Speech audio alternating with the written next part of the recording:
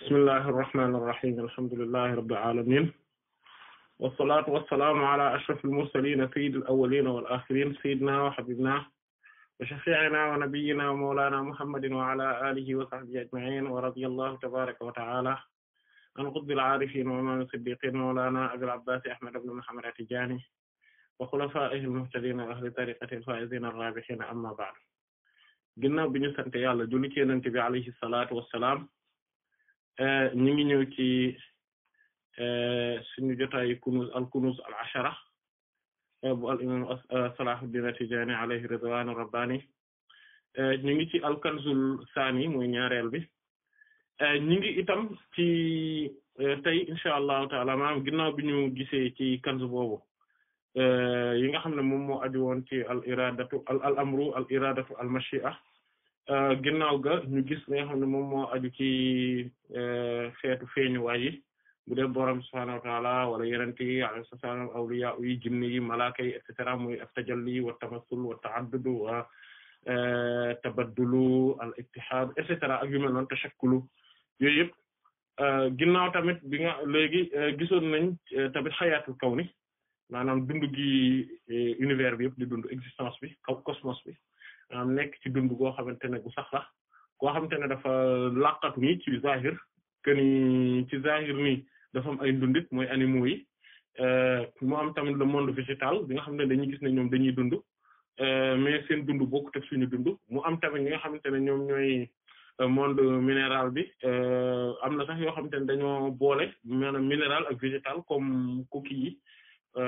ak ñu mel noonu mu am ñi nga xamante ne dañuy dund ci jéeri ji ñi di dund ci géej gi ak tamit kenn ku ci nekk sa forme bi nga xam ne moom nga am ci dund comme ñi nga xam ne noonu la corail yi tamit di dundee nga xamante ne ay jën lañ mais comme ay garab lañ nga xamante ne dañuy sax ay jën lañ yoo xamante ne dañoo sax ci biir géej gi comme ni garab di sax nga xam ne duñu bouger voilà à part fi ñu taxaw mais dañuy dund comme animaux yi tamit loolu tam mu nekk yeneen xeetu kéemaan yu boroom subhaanahu wa ta'ala amal naka noonu am tamit ñi nga xamante ne dañuy dund mais dañoo am électricité seen biir am ñoo xam ne unicellulaire lañ ci dundit yi am ñoo xam ne mais ñooñu ñi multicellulaire lañ bon comme li ëpp ci ndundit yi mais mu am ñooñu ñëpp nga xam ne dañuy dundee noonu mu am yi nga xamante ne nag ñoom ci zahir nii dunduñu ay jamaadaat lañ yoo xamante ne maanaam dañoo taxaw te amuñu ci biti nii ci zahir nii amuñu bakkan mais xaqiqatan dañoo am ruux boo xamante ne arwaax mudabbira la maanaam ay ruux la yoo xam ne borom subhaanahu wa ta'aala moo leen di mooy soppandiku ci ñoom et que mu am ay concept maanaam même mbir yi nga xam ne ay concept lañ comme maani yi yooyu tamit ñu am ay dund yu ñuy dund voilà nga xamante ne yoo xamante ne ci koduk maanaa la mais bu dee ci réalité dëgg-dëgg ñu ngi koy dund ci alamul xayal comme ni nga xam ne bi ñuy gis alamul xayal noonu lañu leen gise woon mais loolu ci kanzu bu njëkk bi la woon ci ginnaaw nag dund yooyu yëpp dafa am loo xamante ne moom moo ko régir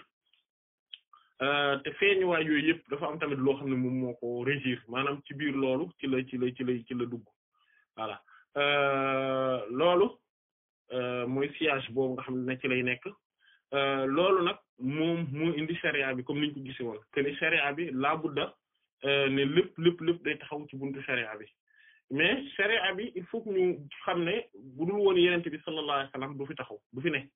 et que loolu nag moom mooy li nga xam ne moom ci lañ war a dugg nii mooy nusrat rasulillahi sallallahu alayhi wasallam maanaam nusrat mooy ndimbal maanaam mooy indi ak ndimbal ak yenente bi sallallahu alayhi wasallam dinañ ci ñëw mais ci buntu charia il faut que ñu comprendre que ni yenente yàlla bi alayhi salatu wassalam borom bi subhaanahu wa ta'ala bi mu ko yabalee itam daf ko yabal xeeti yabal yu bari am na yabal yi nga xamante ne moom loo ko yabal ci biir mbindi fi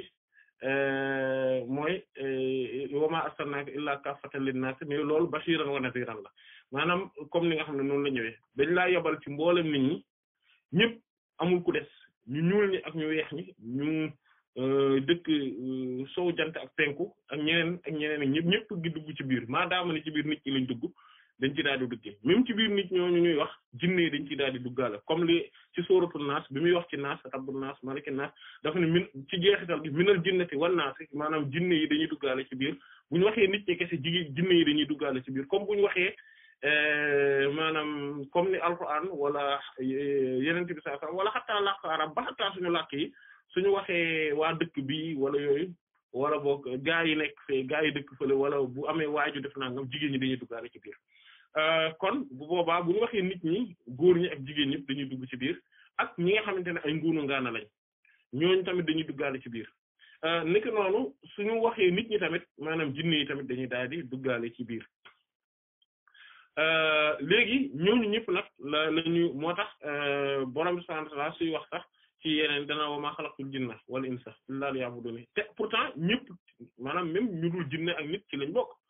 yàlla dañoo war a jaamu yàlla dañoo nekk ci jaamu yàlla daa iman mais comme que ñii ñoom la taklif am ci ñoom ci buntu sharia bii nga xam ne moom la wàcce moom la yenente bi sallallahu alayhi wasallam indi kon bu boobaa ñoom loolu dañuy tudd rek jinne ak nit mais jinne daal ak nit binduñu leen lu dul ngir ñu jàmm binduma leen man yàlla lu dul ñun maanaam ngir ñu jàmm ma kon loolu il faut que maanaam mu nekk loo xamante ne lu ñu war a xam la kon nag bi ñu leen yabalee yëpp dañ ko yabal moom yenente bi sallallahu alayhi wasallam en tant que ñaar bashiran ak naziran mu nekk koo xamante ne bashiran day xuppaat day bégalaate indi ay wax yu neex indi ay xabaar yu neex di leeral nit ñi ne li ma indi nii te mooy sharia bi tënku ci kese moo leen mën a indil texe adduna ak alaxira mboolem loo xamante ne gis ngeen ko comme mbégte comme njariñ comme xéewal comme teranga comme sutura adduna ak alaxira yëpp mi ngi ci sharia bi nga xamante ne moom la yent bi sallallahu alayhi wa sallam indaale li nga xamante ne nag moom mooy aussi di bégalaate li nga xam ne mooy beneen wàll gi moom mooy di xuppaate naziran mooy di xuppaate te xuppaate googu tamit dafa nekk ba tey ci loolu dafa nekk ci lan ci li yenente bi sallallahu alayhi wa alihi wa sallam indi muy nazir en tant que kuy bégalaate te kuy xuppaate c'est-à-dire que mooy day ñëw di wan nit ñi ci lu évident ci mboolem anam yi que ni lépp en tout cas ci lu feeñ a feeñ ci mboolem anam yi ci ne li yenente bi sallallahu alayhi wasallam maanaam moom yenente bi sallallahu alayhi wasallam li mu indi loolu rek moom mooy lii nga xam ne njariñ a ngi ci maanaam li nga xam ne tey tamit képp ko bu bàyyi lor mi ngi ci c'est-à-dire que tey yow bu fekkente ne da ngaa teggi sa tànk ci njàngale yenente bi sallallahu alayhi wasallam ci sharia bi nga xamante ne moom la indi teggi gi nga ci teggi sa tànk daf lay jural daa iman musiba da lay jural musiba moo xam bu àdduna la wala bu àllaxira te texe doo ko mën a am abadan fekk yaa ngi mooy tànk yenente bi sallallahu alayhi wasallam maanaam fekk yaa ngi teggi sa tànk fi ko yenente bi sallallahu alayhi wasallam teg xamal ni lu tolloog lu askanoonteeg loolu yaa ngi ciy dugg ci tuuxi duna ci musiba goo xamante ne dara du la ci mën a génne lu nga wàccaat ko génn duggaat ci biir comme li nga xam ne moom la Seydina Omar wax radiyallahu anhu mu ne nahnu qawmun a'azzana Allahu bil islam fa iza tarakna al islama fa iza talabna al izzata min ghayrihi azallana ñun nit lañ ñoo xam ne buur Yàlla subhanahu wa ta'ala daf dañoo teralee ci l'islam moom la ñu terale suñu teranga gi ñu am ci loolu rek la ajuwul ci leneen ci suñu nguur maanaam wala nooteel gi nga xam ne moom la ñu am domination bi nga xam ne moom la ñu am ak fonk gi ñu mboolem nit ñi foo mënti dem ci àdduna bi ñu fonk lenn rek ko waral mooy l'islam donc ñun saa yu ñu demee teranga googu ak nooteel googu ak kattan googu ak li ci aju yëpp bu ñu ko wutijee feneen fu bokku teg ci l'islam dañuy toroxal te loolu mooy dëgg te loolu moom la ñu yabale yenente bi sallallahu alayhi wasallam en tant que mu nekk loo xam ne sharia la loolu moom moo tax Cheikh Ahmed Tidiane Chérif radiyallahu ta'ala anhu comme yeneen yi nitu yàlla yu mag yëpp radiyallahu anhu dañ ne maanaam surtout moom dafa ne ñun indana mu ne lanaa qa'idatun wahida ñun benn rek qaida lañ am mooy règle benn kese benn règle benn amul ñaar benn lañu am te règle boobu noonu ci la lépp tabaxoo lépp lu ñu tabax lépp ci règle boobu rek la tegu mooy lan mooy laa hukma illa lillahi wa rasulihi amul benn àtte lu dul bu ñeel yàlla ak yeneen tam bi sallallahu alayhi wasallam mais yamul foofu te dafa ni bépp wax bu ñu mën a wax bu ne il faut que ñu xool ndax dëppoo na ak li yàlla wax wala li yenente bi wax sallallahu alayhi wasallam sinon du lu ñuy bàyyi xel loolu fii xaayisul ahamiyya maanaam dafa bokk ci dafa nekk ci dayo ak solo ba bu ñu ba maanaam chapitre bii ñuy dugg nii loolu dafa am solo dafa bokk ci ëpp solo maanaam yu lu mat a bàyyi xel ci képp kuy sóobu ci yoonu yàlla parce que Kunûz yi c'est pour loolu la maanaam pour sóobu ci yoonu yàlla nag nga koy def ak yan xam-xam mooy yi nga xam ne da nga ko war a intégrer pour que sa sóobu ci yoonu yàlla du am benn problème et que da ngay sóobu yoonu gaa yu màgg yi kawe yi dëgg ñi gën a kawe ci mboolem nitu yàlla yi yow yoonu ñooñu ngay sóobu donc comme que pour loolu la chapitre yëpp dëgg dañoo am solo ci buntu boobu mais bii dafa nekk loo xamante ne lu central la lu am solo la parce que kenn mënta dem ci yàlla dëgg te xamuloo gëdd yenente bi sallallahu alayhi wasallam fan nga ko war a teg et que centre névralgique sa mboolem décision yi dafa war a nekk ci dëgg yenente bi sallallahu alayhi wasallam lan la ak kan la ak nan la ñuy war a jàppee ay waxam ak ay jëfam Cheikh Ahmed Tidiane Chérif radiyallahu anhu moo tax mu ne iza sami'tum anni shay'an fazannuhu bi mizan ash-shar'i fa in waafaqa fa xuduhu wa in xaalafa fatrukuhu su fekkente ne dafa am lu jëw lu tukkee lu ñëw na ngeen ko teg ci mandaxay sharia maanaam balance sharia bi ñuy wax sharia moom ngeen koy teg su fekkente ne dëppoo na ngeen daal di jël su fekkente ne wuute na ngeen daal di bàyyi loolu moom moo tax ponkalu nit yàlla yi nekk ci tarixa bi ñoom ñëpp pour ne citer que ñenn ñi ñu mel ni Sayyid al-Arabi ibn Sa'ih mel ni Sayyid Ahmed Sukayri mel ni Sayyid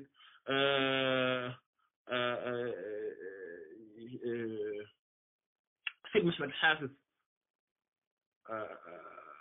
Shinqiti Sayyid Muhammad Hafiz al-Misri mooy Tijani ak ñeneen ñu dul ñoom ci ñu njëkk ñi radiyallahu anhu dafa am point boo xam ne dañ ciy insister daiman bien sûr ñeneen ñoom Cheikh Ibrahima Niass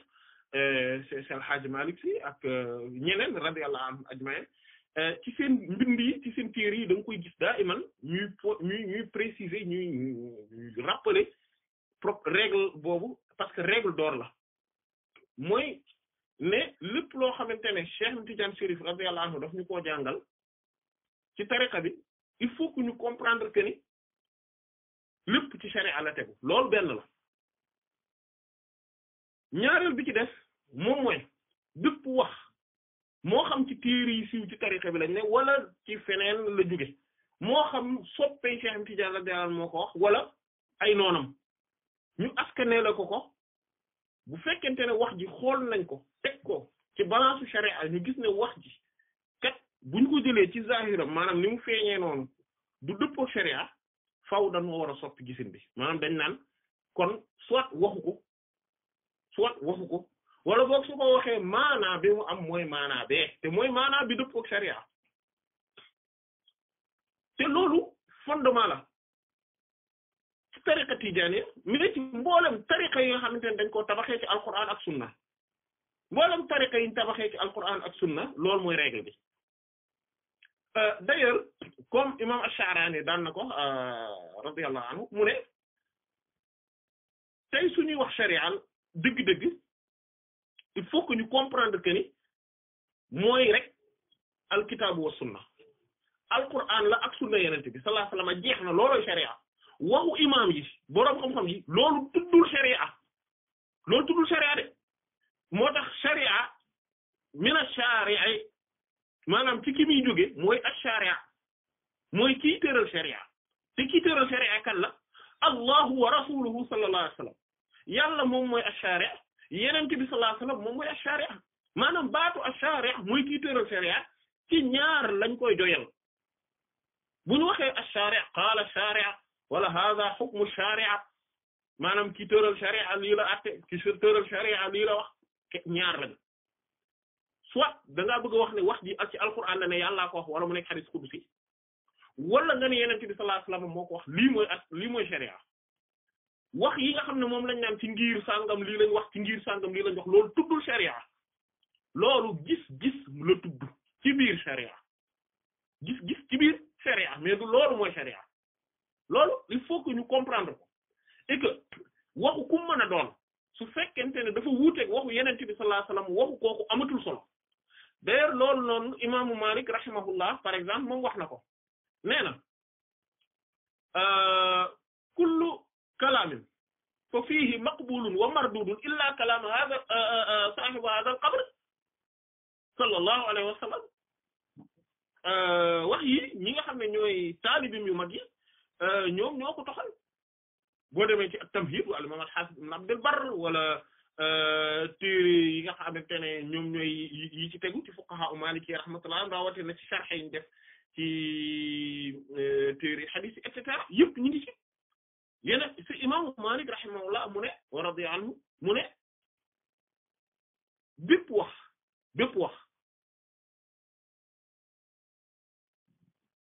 am na luñ ci mën a nangu ak luñ ci mën a delloo ba mu des waxu boroom bàmmeel bii sallallahu alayhi wa sallam rek mooy liñ dul delloo moom lu mu wax rek dégg nañ topp nañ lay tekki ku dul kooku waxam dañ koy xool settantal ko ba pare dañ ko war a jël teg ko ci misaanu sharia comme li Cheikh Ahmed Tidiane wax radiyallahu anhu maanaam Cheikh Ahmed Tidiane Chérif radiyallahu anhu loolu mu wax tegtalewul ne lépp loo leen dégg ne maa ko wax rek xam leen ni dëppoo na ak sharia tekkiwul loolu li muy tekki mooy lépp loo leen dégg ma wax ko man na ngeen ko jël ngeen teg ko ci balance sharia su am na sens bu mu mën a am maanaam même li wér li tukkee ci Cheikh Tidiane la wax radiyallahu même li wér li tukkee ci moom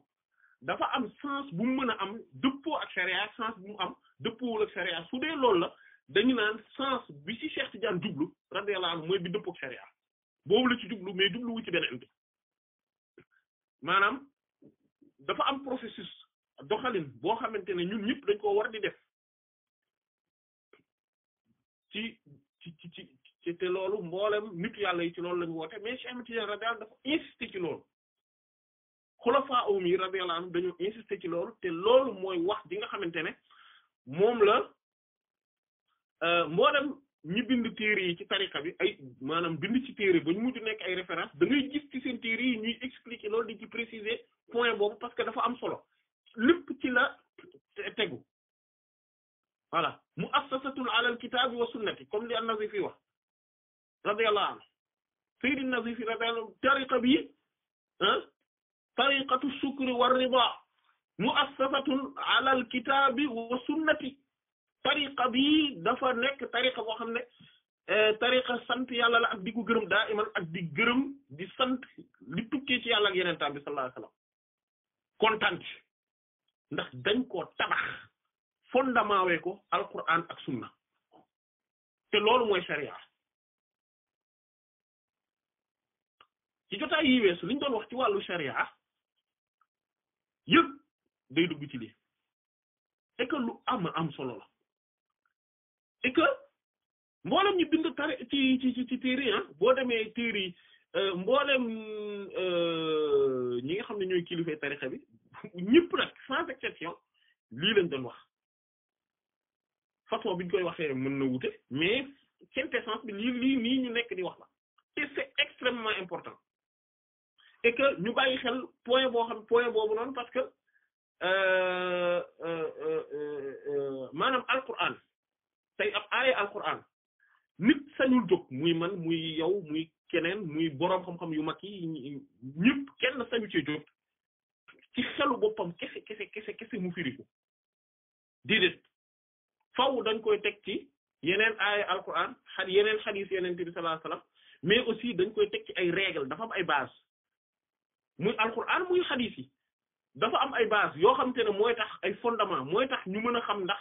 xadiis bi wala aaya bi dañ koy jël ci maanaaw apa zahir bi mooy ni mu feeñee wala boog dafa laaj ñu interpréter ko dafa laaj ñu gëddale ko et que buñ ko interpréter ban sens lañ ko war a jox segam loolu la waxu yàlla ak waxu yonent bi sallallahu alayhi wasallam laaj waxu ba la waxu kete moo tax ñun ñëpp dañuy insister ci loolu et que loolu rek moom mooy maanaam mooy charia donc ce qui veut dire que ni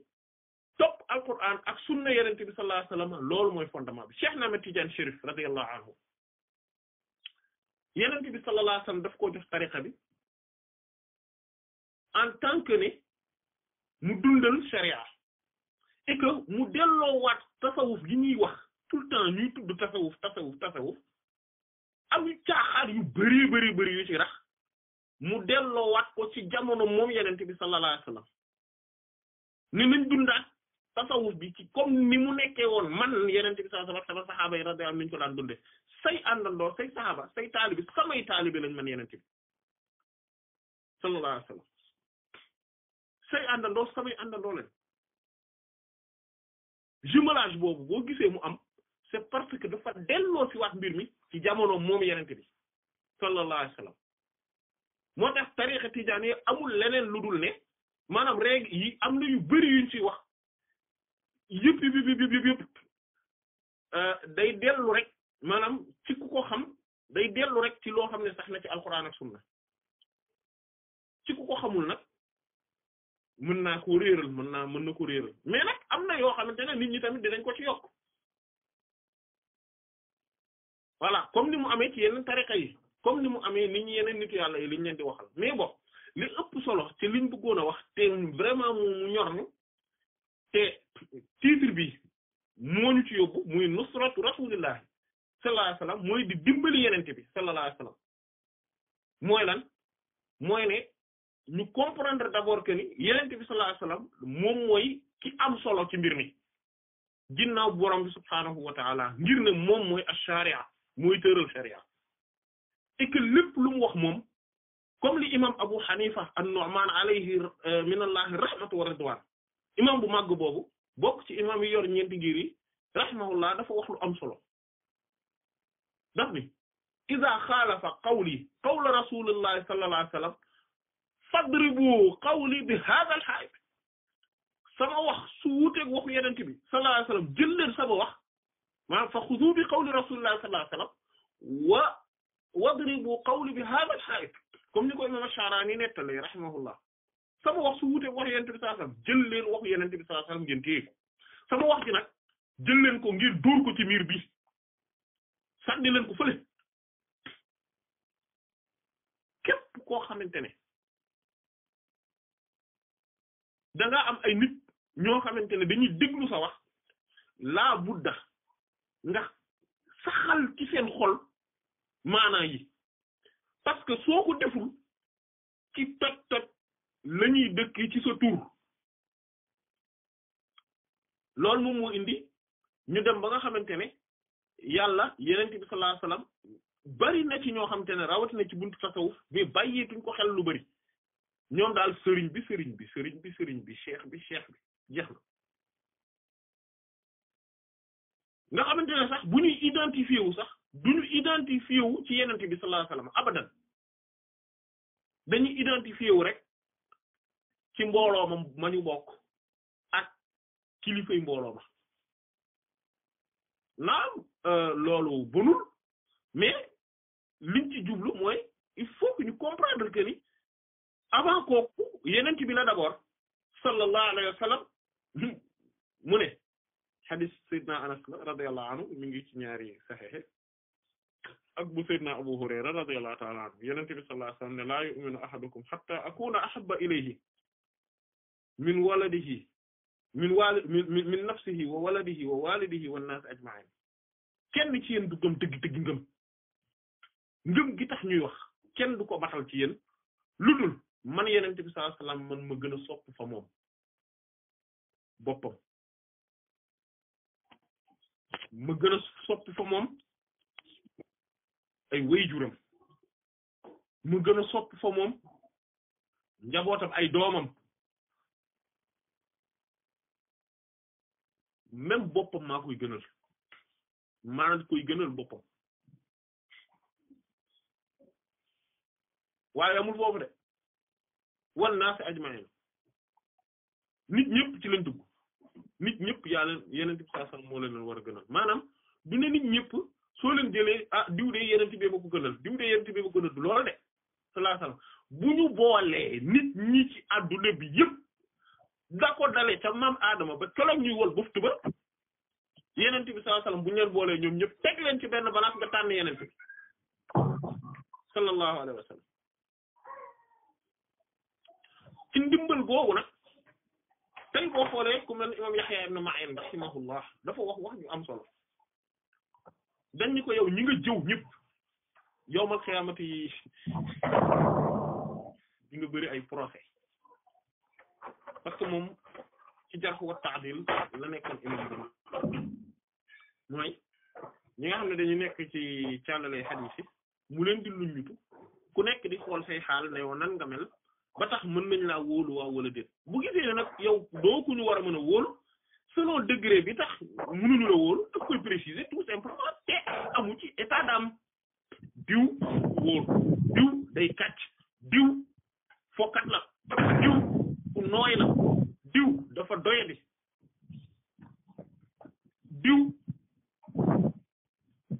nitu bid'a la diw kot la amu ci lu mu ciy seet amu ci lu mu ciy seet diw du ko wóor ñu ne ko nag yow ñi nga jëw ñëpp yow man xam di nga am problème de parce que di nga am procès bu bari mu ne man tànn naa ñooñu ñëpp mu am ak ñoom procès ñooñu ñëpp ay téeméeri nit lañ bu ñu matul ay junni nit ma am ak ñooñu ñëpp procès yawmal qiyaamati moo ma gënal ma am procès ak yenente bi sallallahu alayhi wasallam kese mu taxaw ne ma am na kenn ci biir gaa yooyu yëpp ngeen may tuddal amoon na ci kenn kese koo xamante ne mérité wul woon ñu wóolu ko maanaam may am lu may seet ba tax waxuma maanaam dénoncé wu ma ko yenente bi sallallahu alayhi wasallam yawmal qiyaamati mu ne lu tax defu ko woon parce que sama xadiis samay wax sama njàngale nga waroon a défendre lu tax defoo loolu man procès boobu moom mooy bi ma bëggul mu ne moom préféré na am problème ak gaa yi yëpp yawmal qiyaamati que muy am problème ak yenente bi sallallahu alayhi wasallam di taxaw ak moom procès te nag wax na dëgg yenent bi sallallahu alayhi wasallam moo ëpp lépp huwal kullu mooy lépp sallallahu alayhi wasallam la totalité totalisante kulliyatul kulli mooy yenent bi ñun ñëpp ci moom lañ jóge ñun def yëpp ci moom lañ amee sallallahu alayhi wasallam mooy affaire bi laa la wax ku jàpp ci moom jàpp nga ci li nga war a jàpp ku jàpp ci moom yaa nekk ci affaire bi sa adduna ak sa àllaxira jëndee ko yenente bi sallallahu alayhi wasallam billahi alazim ëpp na ko rasulullah anak ndawal yàlla saa saa muqaddamun moom lañ jiital ala shar'i ci sharia bi nafsuhu boppam wa ja'ala te def na ta'ala moom buur yàlla aji kawe al adaba di tegginoo maa saahibi sharia nag borom sharia yi muqaddamun moom la jiital ala shar'i ci kaw sharia bi ndax moom yeneen bi saa saa mooy borom sharia su fi nekkul sharia existé wul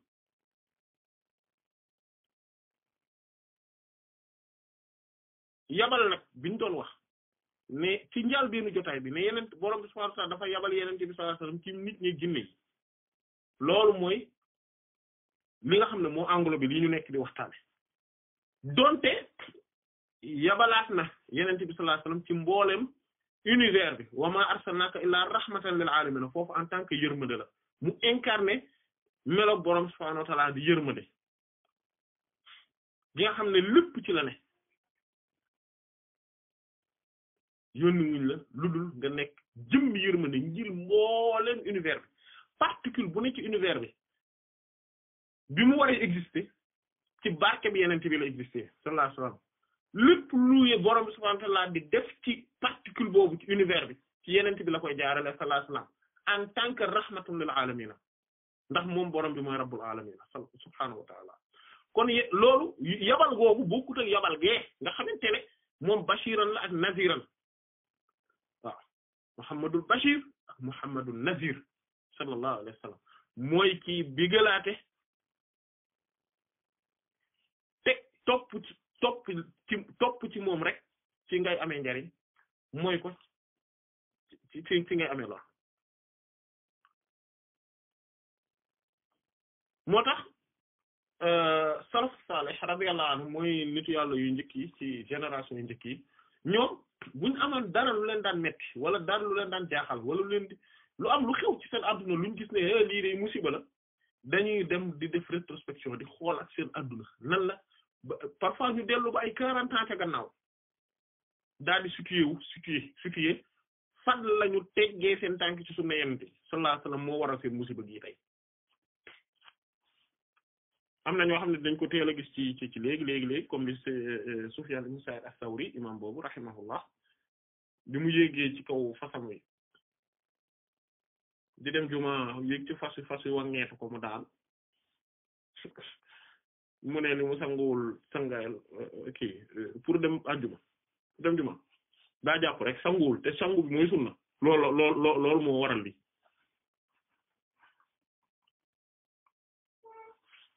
mais ku mel ne imam Muhammad ibn Sirin rahimahullah bañ ko jàppee tëj ko kaso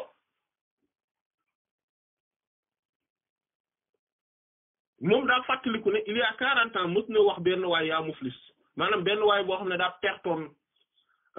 dafa amoon en fait mooy commerçant la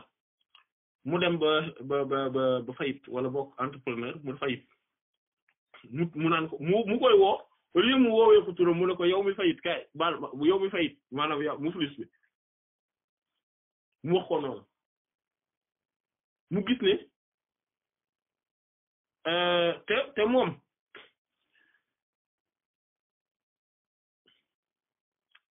am na bénéfice 4000 dinars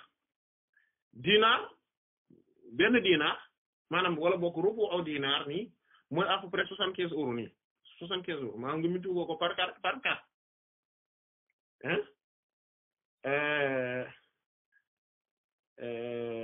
kon muy 300 euros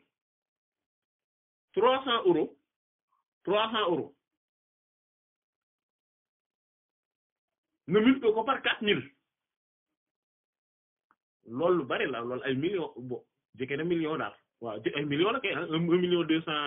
euros la am bénéfice benn interaction bu mu waroon a am bénéfice te moo fa ëppoon xam-xam ci goxam yépp gisul lu ci xaraam mais wër na ci dëkk yi wër ci gaa yi borom xam yi mu xam yépp ku nekk xool na ko ñëpp ne ko non lii moom dagan na amul benn problème mais moom xelam dalu ci ndax wóorul ne am na lënt-lënt bu bàyyi bénéfice 1,2 million euros mais danaan gagné léeg-léeg lu bari lu gën a bari parfois lu gën a bari loolu mais dem na ba ñu jàpp ko kaso ngir bor bu mu am léegi muy xool jàpp kaso gii ñu ma jàpp ngir bor bu ma ameel nit fu mu jóge mu xalaat ne am na 40 ans ci ginnaaw mosoon na wax woowee benn waay ne ko yow mi fayit et que kon tooñ googu pourtant waxewu ko woon dara sax ndax jamono jooju ñoom dañoo amoon habitude di mën di woowee nit ci loo xam ne dañ leen koo xamee comme al Amash comme al Araj comme ñoom loolu amee woon nañ siiwee woon nañ noonu al Ama et cetera voilà parfois ay sikk lay doon yu nekk seen jëmm silmaxa bi borom laaf yi ku làgg kii nangam yooyu ñoom dañ ko daan wax nag maam seen jamono naturellement nekkutoon problème ci ñoom mais tudd si ku jàmbur la donc moom loolu la xalaat ne loolu la def imaginer bu doon ñun lan war a xalaat ne lan def bu musiba dal ko suñ ko doon xool moom yaakaar naa duñu weesu wala liñ ci lim dana bari lool wala yàlla sàmm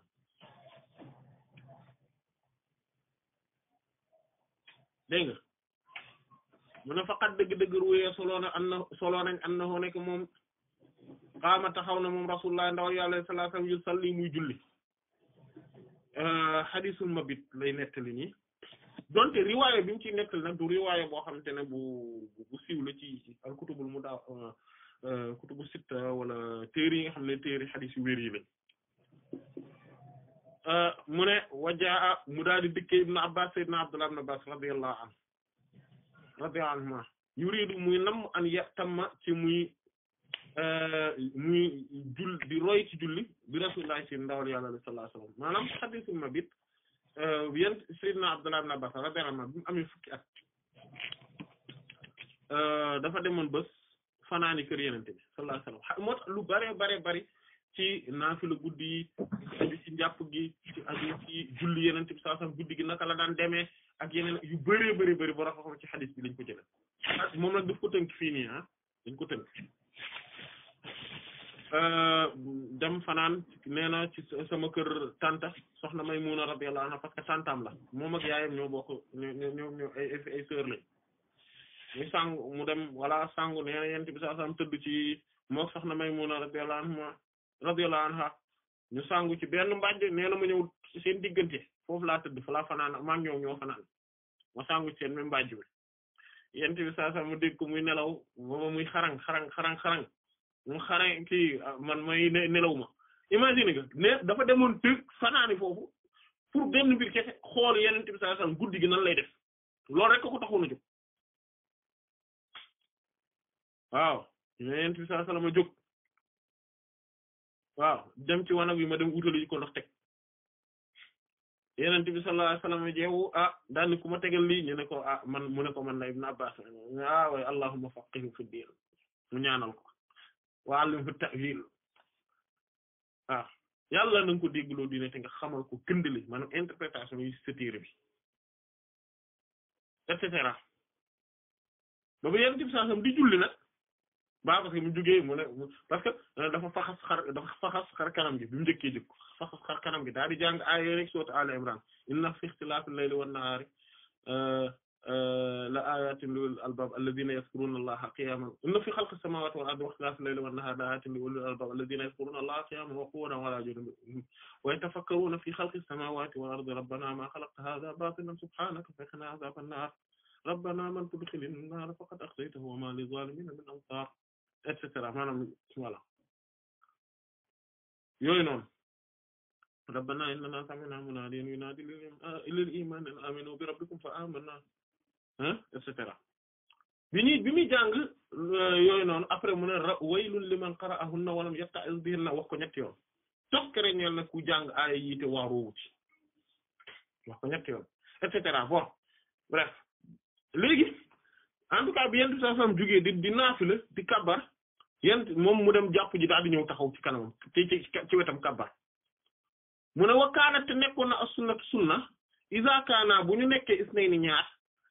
ay yaqifa mu ne dañoo war a taxaw ñoom ñaar ñëpp bi muhaazatin ci dend ba'duhuma ñoom ñaar ñi al imam bi an shimal ci càmmoñ gi wal ma'mum ki ñu jiite ma'mum bi anil yamini nekk ci ndeyjoor gi loolu lañu war a def walakin ibn Abbas waaye sayyidina Abdullah ibn Abbas moom radiyallahu anhu lu mu def ta'akhkhara dafa dellu ginnaaw qalilan lu néew falam yaqif taxawul bi muhaazaatihi ci wetu yenente bi sallallahu alayhi wasallam dafa delluwaat ginnaaw lu néew fa wada'a mu teg al Mustafa kañu bell yenente bi sallallahu alayhi wasallam yadahu loxom ala ra's ibn Abbas ci bopp sayyidina Abdullah ibn Abbas radiyallahu anhu ci riwaaya yi wér yi mooy ne dafa nopp bi la jàpp ak bopp bi maanaam dafa jàpp nopp bi ak bopp bi jaarale ko ci ginnaaw parce que bi mu ñëwee xaqiqatan sayyidina Abdullah ibn Abbas radiyallahu anhu taxawul woon sax ci ndeyjooru yenente bi sallallahu alayhi wasallam ci riwaaya yu wér yi defutoon noonu maanaam riwaaya bi xaqiqatan wérut lim ci bëgg a wax maanaam indi na ko waaye dañoo yaakaar ne histoire wu Uhud bi moo gënoon a yey fii waaye terewul rek ñu wax ko mu jàpp ci bopp bi ak nopp bi maanaam kii ko jàpp ko ak loxo bi indi ko nii maanaam ci càmmoñ bi la taxawoon mu indi ko ba ci ndeyjooram bi mu ko defee fa qaddamahu mu daal di koy mu ne bi mu taxawee fa qaddamahu mu jiital ko li yaqifa ngir mu taxaw muhaadaatahu ci wetam walakin Ibn Abbas waaye Seydina Abdullah ibn Abbas radiyallahu anhu teg axara dafa delluwaat ginnaaw maanaam dafa delluwaat ginnaaw tuuti wa takarrara mu daal di baamuwaat haadal fi'l gooy gi lay def min Rasulullah ci ndawal Yàlla sallallahu alayhi wasallam wa min Ibn Abbas ak Seydina Abdullah ibn Abbas radiyallahu anhu salaasa marratin ñetti yoon mooy Seydina Abdullah ibn Abbas radiyallahu anhu saa yu ñëwee gën a taxaw tuuti ci ginnaaw rek Yonent bi sallallahu alayhi wasallam indiwaat ko ci kanam ba muy ñetti yoon fa lammantaha yaa ba ñu noppee mi ne salaati ci julli ji sa'ala ci la ko laajee Rasulullah ndawal Yàlla sallallahu alayhi wasallam mu laaj ko Ibn Abbas Seydina Abdullah ibn Abbas radiyallahu anhu mu ne ko maa xamalaka ana lan moo la yóbbee ci an fa'alta ngay def haazal yi lu la yóbbee ci ngay def lii su mën a xëcc ci kanam ngay dellu ci ginnaaw mu ne ko maa kaana yelloowul ni Ibn Abbas ñeel Seydina Abdullah ibn Abbas radiyallahu anhu an yu xaaziye ci muy dendanteeg Rasulullah ndawal Yàlla sallallahu alayhi wasallam loolu rek tax mu ne fa daa mu daal di ñaanal lahu ñeel ko Rasulullah ndawal Yàlla sallallahu alayhi wasallam xaqiqatan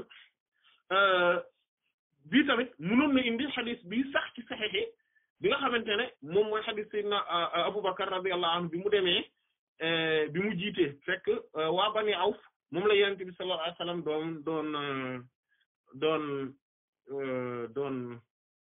doon dem doxal seen diggante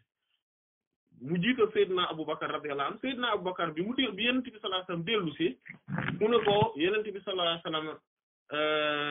ne ko man fa ashara ilayhi an maqamak mu junj ko ne ko yamal sa place taxawal fi nga taxaw maanaam en tant que imam Seydina Abubakar radiyallahu anhu dafa bañ dellu ginnaaw Yonent bi sallallahu alayhi wasallam ñëw jiite ñëw yeggale julli gi jiite mooy istixlaaful imam maanaam mooy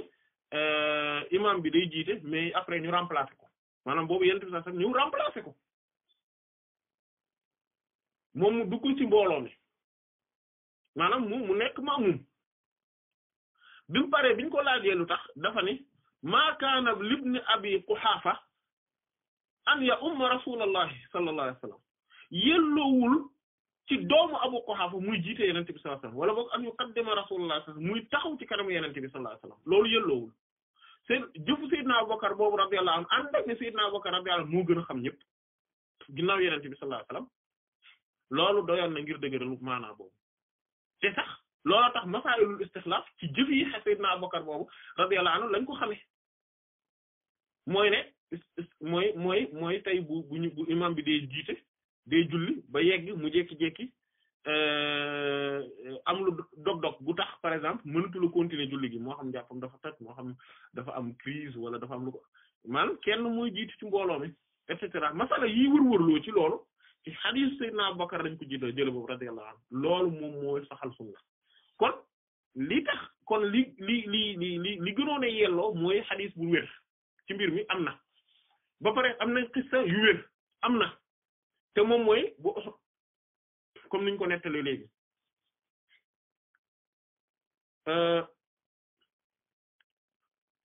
moo tax mu ne su ma topp nag ba pare ak te jëfu Seydina Omar bi radiyallahu anhu Yonent bi sallallahu alayhi wasallam bi mu ne nañ ma indil bind